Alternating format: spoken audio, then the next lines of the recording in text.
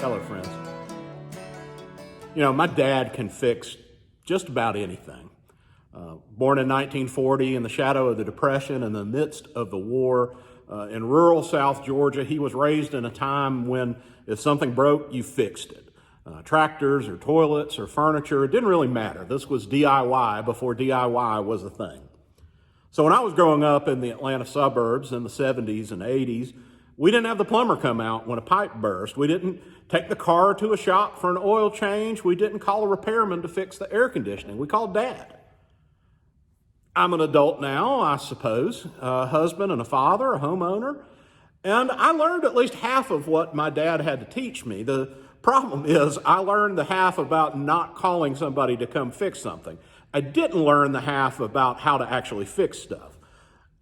Means I'm not really scared to tear apart a washing machine, but I don't have any idea what to do with it once it's in pieces on the living room floor. I'll pop the hood on my trunk and I'll stare at the engine, but I don't really know where to start. I won't hesitate to swap out a light fixture, but I don't know what to do if the switch I use to turn on the light now starts to turn on the garbage disposal.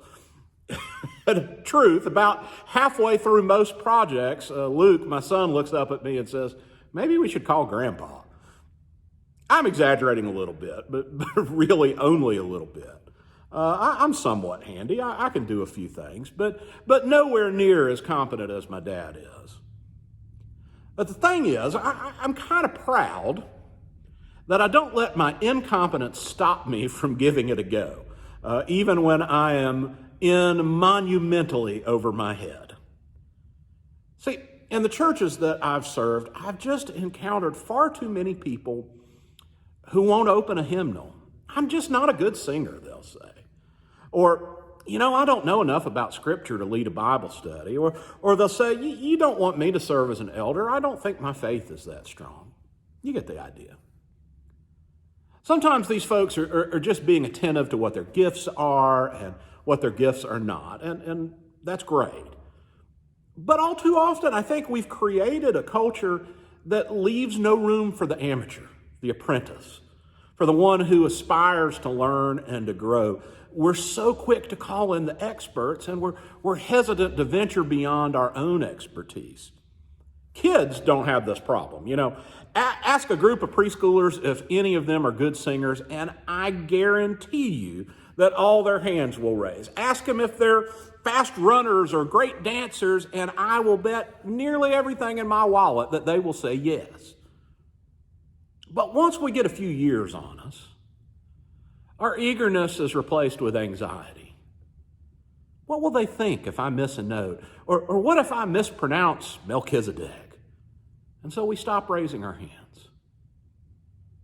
Back when I was a youth minister, I used to tell our adult leaders, our adult sponsors, that our main job in working with kids is to create an environment in which failure is not fatal. Which is to say not to say that we should or even could keep our kids from failing, but that failing well is an important step in learning, in growing, in developing the kind of kids who aren't afraid to reach beyond their grasp, the kind of kids who raise their hand and say, "Sure, I can do that." Perhaps youth aren't the only ones who need that kind of environment. Perhaps all of us need the chance to make one heap of all our winnings and risk it all on one turn of pitch and toss and lose and start again at our beginnings and never breathe a word about our loss. Perhaps the church can be the kind of community that calls out in us gifts we never knew we had. The kind of community that gives us room to grow and to learn. The kind of community that helps us fail gracefully so that we can dust ourselves off and try again. Friends, if there was ever a time for resilience, this is it. My prayer today is that each of you will have the courage to get up off the mat tomorrow and give it another go. Take care, friends. Have a great week.